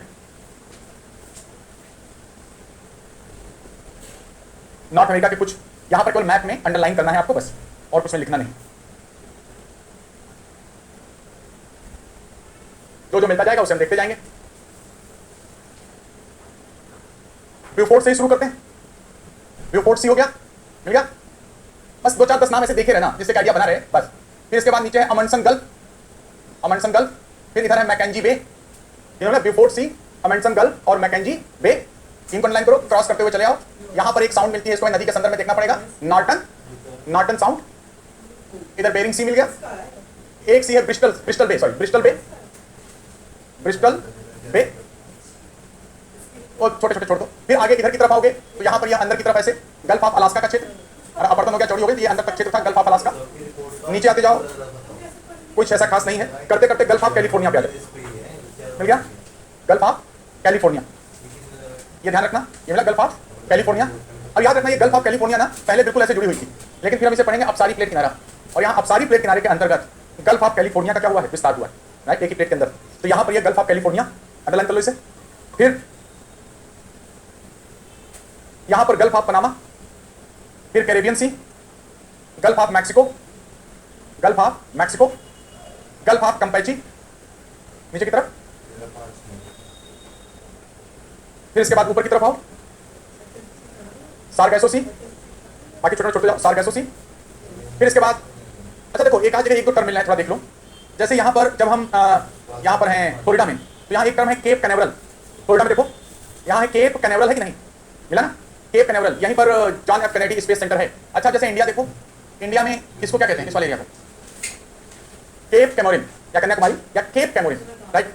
अब यहाँ पर देखो केप, जहां कहीं भी इस तरह का पार्ट, शंक्वाकार पार्ट, जहां कहीं भी महाद्वीप का शंक्वाकार भाग महासागर की ओर निकला होता है उसे अंतरीप कहा जाता है।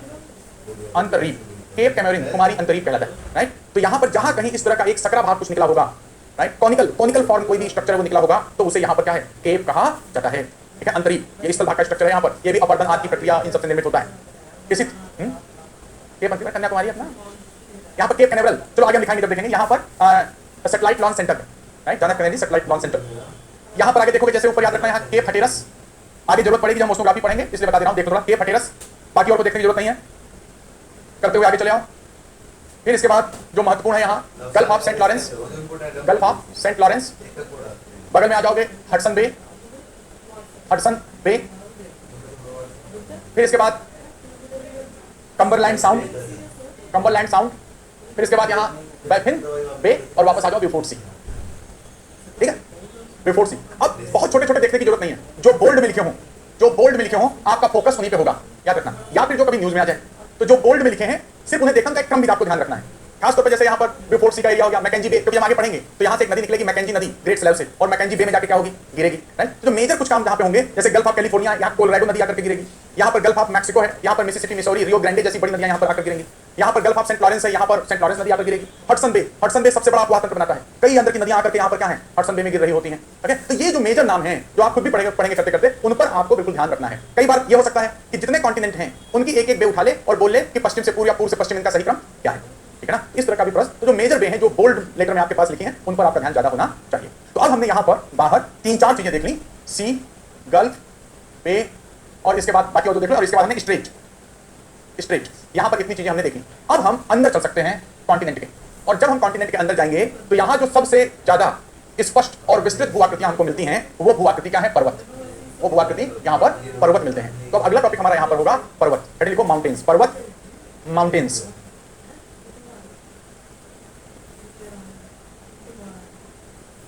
पर्वत, माउंटेन्स।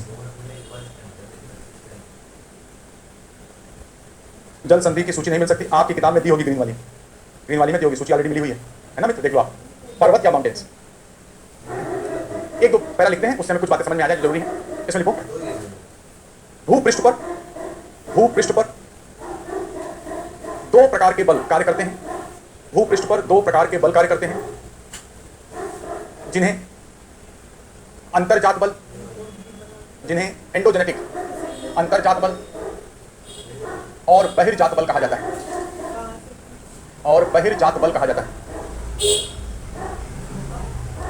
अंतर्जात बल, अंतर्जात बल भूगर्भ में कार्य करते हैं, भूगर्भ में कार्य करते हैं, और पृथ्वी की सतह पर, पृथ्वी की सतह पर विषमताओं को जन्म देते हैं, विषमताओं को जन्म देते हैं। विषमता मतलब कुछ ऊपर नीचे कर देंगे, विषमताओं को जन्म देते हैं। अतः इन्हें रचनात्मक बल कहा जाता है, कॉन्स्ट्रक्टिव फोर्स। अतः इन्हें रचनात्मक बल कहा जाता है। इन बलों का संबंध भूतापीय प्रवणता से होता है, जियोथर्मल ग्रेडियंट। इन बलों का संबंध भूतापीय प्रवणता से होता है, जियोथर्मल ग्रेडियंट। ये बल वास्तव में कुछ और नहीं, समान धाराएं जो ये मूव किया करती हैं और बाकी सारा काम यहाँ किया करते हैं, ठीक है ना।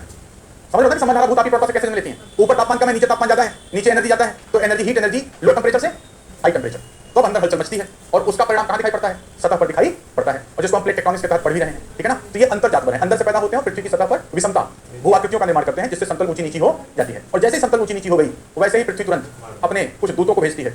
पवन है, बहता हुआ जल है, हिमनद है। जैसे कुछ ऐसे टेढ़ा मेढ़ा हुआ तुरंत पहले उसका सबसे बड़ा जासूस ग्रेविटी या कुछ प्रवणता सतह पे बदल गई है तो क्या किया जाए, पवन को भेजो, हिमनद को भेजो, जल को दौड़ाओ, और ये सब उसको घिसना क्या कर देते हैं, शुरू कर देते हैं। लेकिन सोचो यहाँ पर पवन, नदी, हिमनद अल्टीमेटली किसके कारण अस्तित्व में आए होंगे या आते हैं? उत्तर है सौर ऊर्जा। सोचो कैसे। अगर मोटे तौर पर समझो नदी बह रही है तो नदी बहने के लिए पानी का बरसना क्या है कि बिना पानी बरसाए नदी बह जाएगी? बताओ। अल्टीमेटली हिमनद भी लाओगे तो पानी चाहिए बरसना, बर्फ के रूप। और पानी कैसे बरसेगा? वाष्पन, वाष्पन से बादल, बादल से बरसात। वाष्पन कैसे होगा? अब ऐसा नहीं कि हम अपने घर में उबाल रहे हैं तो उससे वाष्पन होता जाना, वैसा नहीं होगा। नहीं, कभी सोचा पेट्रोल भी वाष्पित होता है, शराब भी वाष्पित होती है, लेकिन कभी वो बरसती क्यों नहीं? आएगी बरसात तो बरसात में बरसेगी शराब, आई बरसात तो बरसात ने दिल तोड़ दिया, बरसा ही नहीं। क्यों नहीं बरसता? क्योंकि उनका जो एवेपोरेशन है वो रूम टेम्परेचर पे ही हो जाता है। जब तक वो कंडेंस होकर के जल रूम टेम्परेचर पे नहीं होगा, वो रूम टेम्परेचर पे ही क्या है, एवेपोरेट हो जाती है। स्पीड खोल कर रखो, एवेपोरेट हो जाएगी। तो वो रूम टेम्परेचर पे ही एवेपोरेट हो जाती है, तो वो वापस कंडेंस होकर आ नहीं सकती। तो यहाँ पर क्या है, अगर वाष्पन होगा तो यह प्रक्रिया किसमें है? सौर ऊर्जा। हवा कैसे चलती है? हवा इस तरह से चलती है कि अगर किसी जगह पर एयर प्रेशर ज्यादा हो जाएगा और दूसरी जगह पर एयर प्रेशर कम हो जाएगा तो हवा हाई एयर प्रेशर से लो एयर प्रेशर चलेगी। और हवा कम ज्यादा कैसे होगी? कहीं का टेम्परेचर जहां ज्यादा है हवा उठ जाएगी, लो प्रेशर हो जाएगा, और कहीं का टेम्परेचर कम है तो हवा बैठ जाएगी, हाई प्रेशर हो जाएगा, और हवा हाई प्रेशर से लो प्रेशर की ओर चल जाएगी। वास्तव में जो कुछ भी हो रहा है ना बाहर सतह के, उसका जो प्रेरक बल है वह सौर ऊर्जा है। ऊर्जा के अंदर कई स्रोत हैं, ग्रेविटी भी अपने आप में एक एनर्जी है, टाइडल एनर्जी है, भूतापीय भी ऊर्जा ही है, कुछ न कुछ तो बाहर आती ही आती है, लेकिन जो सर्वप्रमुख ऊर्जा स्रोत है वो क्या है? Solar energy. और पृथ्वी की सतह पर जो बाहर बल कार्य करते हैं, ये सारे जो हमने बताए, ये सब किसके कारण है? सौर ऊर्जा। तो अंतर्जात बलों की जो उत्पत्ति होती है वह भूतापीय प्रवणता से होती है, और पृथ्वी की सतह पर जो बल उत्पन्न होते हैं इनके रूप में या जो प्रक्रियाएं होती हैं उनका एक प्रेरक स्रोत क्या है? सूर्य। राइट, उसका लिखो पैसे। जैसे ही भूपृष्ठ पर जैसे ही भूपृष्ठ पर ऐसे चला दो, चला ऐसे नहीं चला दे, चला दो, उधर घुमा दो, पीछे से आएगा। अरे मित्र देखो जवाब, पीछे वालों कभी नाराज मत करो, आगे वाले से आगे निपट लोगे। नहीं पूछ लो कहाँ पे प्रॉब्लम है। कहाँ कहाँ जा रहे हो भाई, घूम रहे हो? अरे थार का मरुस्थल ना हो ना तो भारत का मानसून ही ना है, इसलिए थार के मरुस्थल को मरुस्थल ही रहने दो। समझ रहे हो? हम देखेंगे उसको आईटीसी कैसे खींचेगा और क्या होगा। इसलिए Thar desert major role play करता है आईटीसी को खींचने में। थार डेजर्ट नहीं, थार से लेके सिंध तक का डेजर्ट, पूरा पाकिस्तान तक के उधर के एरिया का डेजर्ट रोल प्ले करता है ना। देखो इसमें जैसे ही भूपृष्ठ पर विषमताओं का निर्माण होता है, वैसे ही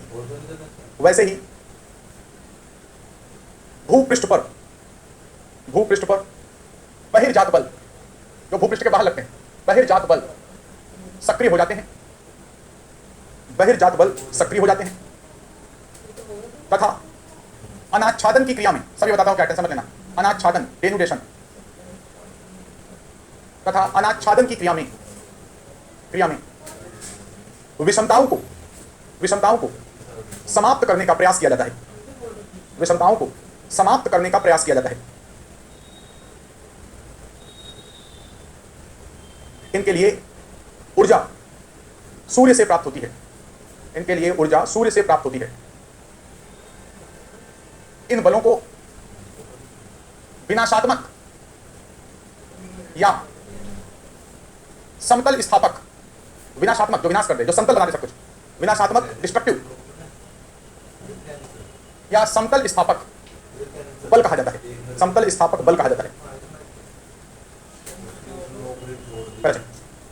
भूपृष्ठ पर निर्मित त्रिविमीय संरचना भू आकृति, 3 डायमेंशनल त्रिविमीय संरचना भू आकृति कहलाती है।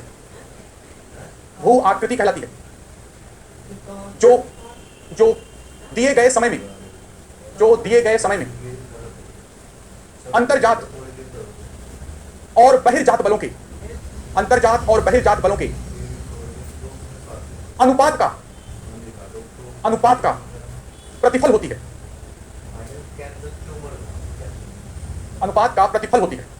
इसे थोड़ा समझ लो, नहीं तो हैवी वर्ड हो गए। मान लो यहां से कोई पर्वत और कुछ भी बन गया, तो अब यहां इस सतह पर विषमता का क्या हो गया? निर्माण। अब अगर हम इस जगह पर सबसे उच्चतम बिंदु की ऊंचाई हम माप लें, राइट, किसी लेवल से सबसे उच्चतम बिंदु की ऊंचाई क्या है? अब देखो 2 चीज होती हैं, एक चीज होती है उत्तुंगता एल्टीट्यूड, और एक होती है ऊंचाई हाइट। उत्तुंगता हमेशा कहां से नापी जाएगी? सी लेवल से। जैसे हम अपनी ऊंचाई नापते हैं तो कहां से नापते हैं? सी लेवल से, नहीं ना, हम किसी और लेवल से जहां हम खड़े हैं वहां से नाप लेते हैं। तो हम उत्तुंगता नहीं नापते हैं, क्या नापते हैं? हाइट। कोई नहीं कहता कि आपका एल्टीट्यूड कितना है, नहीं, आपकी हाइट कितनी। क्योंकि हम सापेक्षिक ऊंचाई नापते हैं, जहां खड़े हैं उसके सापेक्ष, राइट। तो जो ऊंचाई सी लेवल से होती है उसे निरपेक्ष ऊंचाई कहा जाता है। पृथ्वी पर किसी और की तुलना में ऊंचाई नहीं है, कहां से है? सीधे सी लेवल से, वो उत्तुंगता है। एवरेस्ट की ऊंचाई इतनी है तो क्या है उसका एल्टीट्यूड। हम ये अलग बात है, हाइट और एल्टीट्यूड को हम मिक्स कर देते हैं, लेकिन यहाँ पर आप ध्यान रखेंगे सी लेवल से जो मापी जाएगी वो क्या होगी यहाँ पर? उत्तुंगता, एल्टीट्यूड। और बाकी कहीं और से किसी दूसरे के सापेक्ष नाप लो तो वो क्या है? ऊंचाई। अब हमने सबसे उच्चतम बिंदु का नाप लिया, एल्टीट्यूड यहाँ का ले लिया, और फिर हमने एल्टीट्यूड सबसे निम्नतम बिंदु का ले लिया, निम्नतम बिंदु का, फिर इस और इस ऊंचाई में अंतर ज्ञात कर लिया, अंतर कर लिया। तो सबसे उच्चतम और सबसे निम्नतम बिंदु में जो ऊंचाई का अंतर आता है ना, वही उस जगह का क्या है? उच्चावच, रिलीफ। उच्चावच, किसी भी स्थान पर उच्चतम और निम्नतम बिंदु के बीच जो लंबाई होती है, जो ऊंचाई होती है, वह उस क्षेत्र की क्या है? उस क्षेत्र का उच्चावच कहलाता है, रिलीफ कहलाता है, राइट। तो जब विभिन्न भू आकृतियां बन जाए, अगर एक पर्वत बन जाए, साथ में एक घाटी बन जाए, पर्वत बन जाए, मैदान बन जाए, तो क्या निर्मित हो गया? उच्चावच। इस वक्त हम लोग उच्चावच पे ही तो है, मैं थोड़ा उच्च पे हूं, आप थोड़ा अवच पे हैं, है? उच्चावच, ऊंचाई और निचाई, अर्थात धरातलीय विषमता, धरातलीय विषमता, राइट। अब अगर यहाँ पर कोई यह है, ये कोई पर्वत है, ये भू आकृति है, राइट, प्राकृतिक रूप में निर्मित त्रिविमीय संरचना, लंबाई चौड़ाई ऊंचाई, लंबाई चौड़ाई कह रहे हैं, हाँ। इस वक्त यहाँ पर कहीं पर भी XYZ, मान लो ये यहाँ पर है, इसकी ऊंचाई सी लेवल से 10 मीटर है, इसकी ऊंचाई सी लेवल से कितनी है? 5 मीटर है, इनके बीच ऊंचाई कितनी है? 5 मीटर है। कितने का उच्चावच है? 5 मीटर, अर्थात ये समतल नहीं है। समतल होता तो वैल्यू कितनी आती है? 0। 0 नहीं आई तो क्या है? उच्चावच, क्लियर, राइट। मैं बता क्या रहा था वो भूल गया। अच्छा, मान लो अगर यहाँ पर यह कोई भू आकृति बनी, तो प्राकृतिक रूप में निर्मित त्रिविमीय संरचना, लंबाई चौड़ाई ऊंचाई, और चौथा आयाम टाइम है, फोर्थ डायमेंशन क्या है? टाइम है। अगर हम आज की तारीख में माउंट एवरेस्ट को देखें, तो आज की तारीख में माउंट एवरेस्ट जो है वह लगने वाले अंतर्जात बल और बहिर्जात बल के अनुपात का क्या है? प्रतिफल है। जितना दोनों का लग रहा है, जिसका अनुपात ज्यादा है वैसा वो, अगर आज से हम 1000 साल बाद आए तो क्या वही रहेगी? क्या 1000 साल पहले क्या वही रही होगी? नहीं। किसी भी दिए गए समय में कोई भी भू आकृति अंतर्जात बल और बहिर्जात बल के अनुपात का प्रतिफल होती है, और 3 कंडीशन इसमें भी आएंगी, या तो अंतर्जात बल ज्यादा होगा, या तो बराबर होगा, या तो कम होगा। जब ये होगा तो उत्थान हो रहा होगा, अंतर्जात शक्तियां हावी हैं, जब ये होगा उत्थान रुक जाएगा, जब ये होगा बहिर्जात बल लग जाएंगे, अब उसका उत्थान क्या होगा? कम होता जाएगा। तो किसी भी दिए गए समय में अंतर्जात बल बटे बहिर्जात बल, इनका जो अनुपात है वही तो भू आकृति की ऊंचाई आज को क्या करेगा? निर्धारित करेगा, राइट। तो कोई भी भू आकृति दिए गए समय में अंतर्जात बल और बहिर्जात बलों के अनुपात का प्रतिफल होती है। इसके अलावा अंतर्जात बल जहां पर निर्मित करते हैं भू आकृतियां, वहीं बहिर्जात बल लगातार उसमें संशोधन किया करते हैं। उनका दोनों बिजी हैं, मतलब हाईली बिजी टास्क है दोनों का, एक बनाने में लगा है तो बिगाड़ने में लगा है। अब जो बाहर के दूत आते हैं वो एक काम करते हैं, देखो अनाच्छादन, जैसे चादर आपने बिछा दी तो आपने उसे आच्छादित कर दिया, ढक दिया, और चादर हटा दी तो क्या कर दिया? अनाच्छादित कर दिया। तो यहाँ पर जो यह ऊपर बन गया है, इसी को समाप्त करना, वह प्रक्रिया क्या कहलाती है? अनाच्छादन, राइट। अनाच्छादन का मतलब है कि पृथ्वी की सतह पर बनी हुई भू आकृतियों को समाप्त कर सतह को समतल कर देना, राइट। और यह प्रक्रिया 3 तरीके से हो सकती है, खासतौर पर अपक्षय, अपरदन और वृहत क्षरण। 3 तरह से, अपक्षय, अपरदन और वृहत क्षरण। चट्टाने यहीं पर टूट फूट के गिर जाए तो समतल हो जाएगा, नदी, पान, हवा और ये इसको अपने साथ तोड़ के ले जाए तो हो जाएगा। चट्टाने अपनी जगह टूट फूट के गिर जाए तो अपक्षय, नदी वगैरह बहा के ले जाए, आगे पढ़ाऊंगा तो थोड़ा जल्दी समझा रहा हूं। अपरदन, और पर्वतीय भागों में ढाल के सहारे मटेरियल नीचे की ओर तेजी से क्या करे? गति कर जाए तो वह क्या है? वृहत क्षरण। और इन तीनों के द्वारा धीरे धीरे सतह क्या है? समतल होती चली जाती है। कितनी बात समझ आई मोटे तौर पे, राइट। अब देखो क्या है, इसी आधार पर हम भू आकृतियां 3 प्रकार की हम ले सकते हैं। प्रथम श्रेणी उच्चावच भी कह सकते हो, द्वितीय श्रेणी और तृतीय श्रेणी उच्चावच, या तृतीय श्रेणी भू आकृतियां भी बोल सकते हो, स्थलाकृति भी बोल सकते हो, ये दोनों सेम है। अब देखो क्या है, सबसे पहले जो बना होगा, सबसे पहले 2 ही चीज बनी होंगी, महाद्वीप और महासागरीय बेसिन। सब कुछ किस पे बना हुआ है? या तो महाद्वीप में बना है या महासागर की तली पर। तो जो सबसे पहले बने वो क्या है? प्रथम श्रेणी उच्चावच। इनकी भी उत्पत्ति अंतर्जात बलों से है। तो ये हो गए महाद्वीप और ये हो गया महासागरीय बेसिन, महासागरीय बेसिन, ओशियानिक बेसिन। अब इन पर जो बनेंगे अंतर्जात बलों से भू आकृतियां, वो क्या होंगी? तृतीय श्रेणी। लेकिन अंतर्जात बलों से बनी होनी चाहिए और बहिर्जात बल उसमें संशोधन कर रहे होंगे। तो इसमें जो आती हैं वो क्या है? पर्वत, पठार। कुछ पठार तृतीय श्रेणी में जा सकते हैं। अगर पर्वत घिस के सपाट हो जाए तो हो सकता है किसमें आ जाएगा? पठार में, राइट। हमको पहचानना पड़ेगा कि कौन किसमें जाएगा, ठीक है ना। तो यहाँ पर पर्वत है, यहाँ पर पठार है।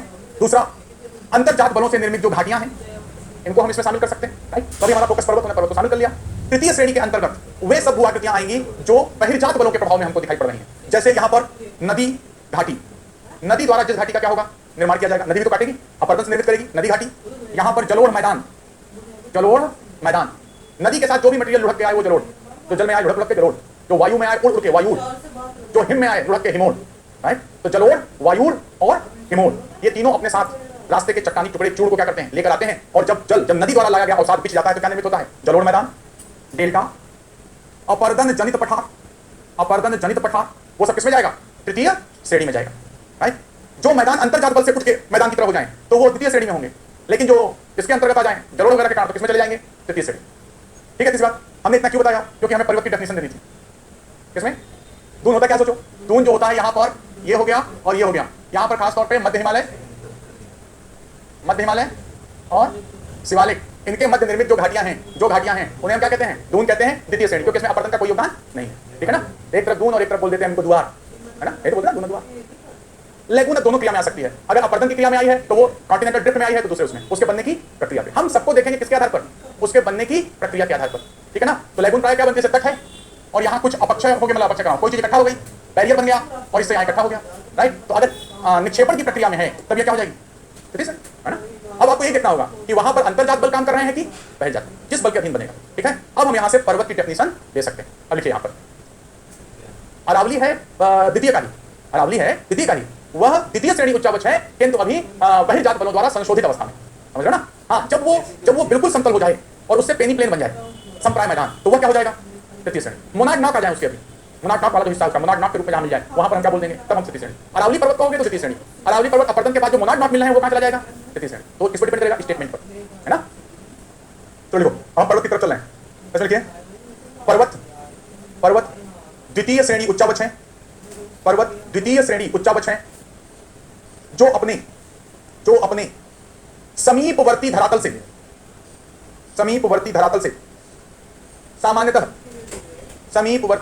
सामान्यतः 1000 मीटर, हम 600 मीटर वाला डेटा नहीं लेते हैं, बहुत पुराना हो गया, 1000 मीटर या इससे अधिक ऊंचे होते हैं, 1000 मीटर या इससे अधिक ऊंचे होते हैं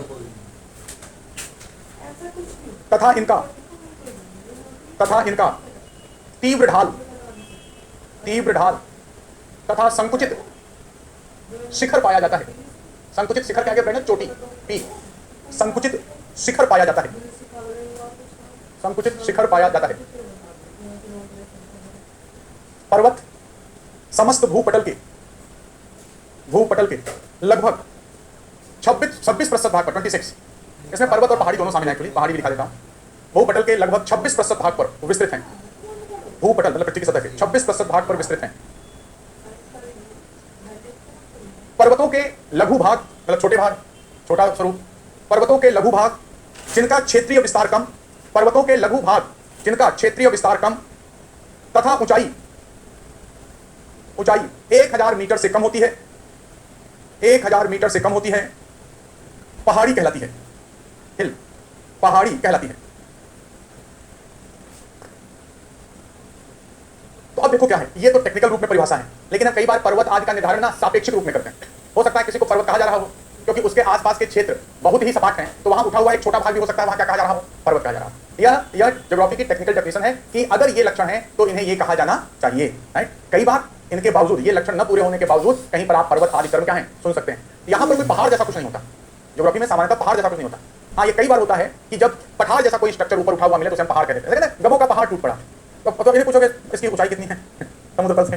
पहाड़ का मतलब है ढेर, एक बड़ा ढेर, राइट। लार्ज अमाउंट का में यहाँ पे क्या होता है, आभास होता है, ओके। तो यहाँ हम पर्वत और पहाड़ी जैसे टर्म यूज करते हैं, पहाड़ जैसा टर्म सामान्यतः प्रयोग नहीं किया जाता है, ठीक है ना। पहला सेकंड लिखो, जब एक ही कालखंड में निर्मित पर्वत तथा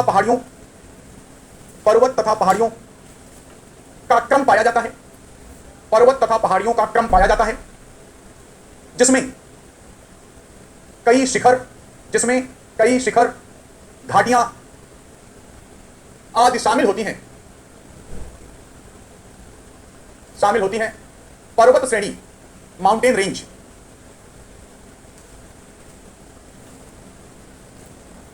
पर्वत श्रेणी कहलाती है।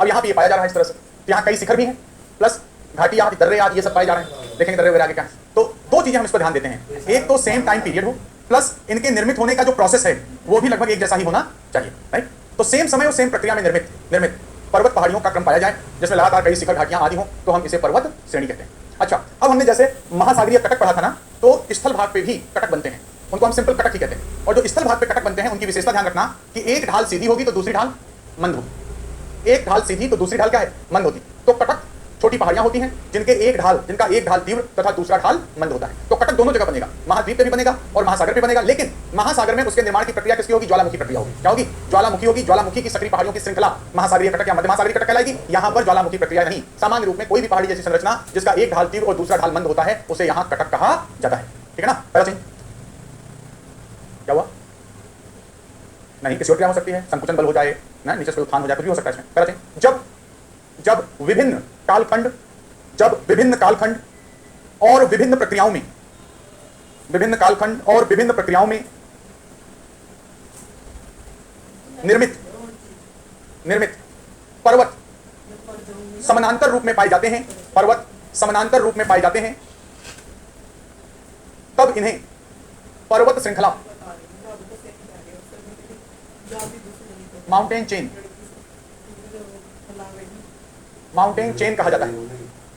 जैसे हिमालय पर्वत श्रेणी, अपलेशियन माउंटेन चेन, राइट। यहां पर हिमालय पर्वत श्रेणी और पर्वत श्रृंखला में अलग अलग युगों में और अलग अलग प्रक्रियाओं में निर्मित होने चाहिए। एक और स्ट्रक्चर होता है कि जब अलग अलग प्रक्रियाओं और युगों में निर्मित पर्वत एक दूसरे के समानांतर फैले होते हैं, तब इन्हें एक टर्म यूज करते हैं, क्या?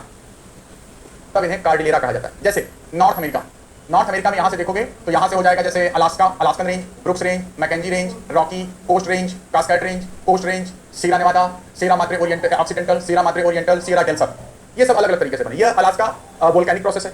यहाँ पर कोस्ट रेंज, ये रॉकीज, कास्केड, ये सब बलित पर्वत हैं। सीरा नेवादा ब्लॉक पर्वत का एग्जाम्पल है। और इन सबके बनने का समय क्या है? अलग अलग है। और ये सब एक इस तरह के श्रेणी में इस तरह पैरेलल मिल रहे हैं। तो और यह यहाँ नॉर्थ अमेरिका के पश्चिम में मिलता है, तो इसको हम बोलते हैं यहाँ पर पश्चिमी कार्डिलेरा। और इन्हीं के बीच कई पठार वगैरह भी क्या हैं? पाए जाते हैं। ये पश्चिमी कार्डिलेरा। तो जो कार्डिलेरा होता है वो माउंटेन चेन का ही विस्तारित रूप है, माउंटेन चेन का ही वह विस्तारित रूप हो जाता है। यहाँ पर्वत और ज्वालामुखी उद्गार ये सब हमको यहाँ पर मिल रहे होते हैं, ठीक है ना। चलो इसका अच्छा एक क्वेश्चन हो गया, बस इसका नेक्स्ट क्लास में पढ़ेंगे। क्या प्रथम श्रेणी में महाद्वीप समतल होते हैं? उसमें पर्वत उच्चावच द्वितीय श्रेणी, हाँ, प्रथम श्रेणी में केवल महाद्वीप और महासागरीय बेसिन आएगा। द्वितीय श्रेणी जब भी कहेंगे तभी उसके ऊपर उच्चावचों का क्या होगा? निर्माण होगा, ठीक है। कल परसों लोग टेक्टोनिक्स अपनी जगह पर उसके आगे वापस आ जाएंगे, ठीक है ना। चलिए, थैंक यू। बताइए पेन गिरा है आपका।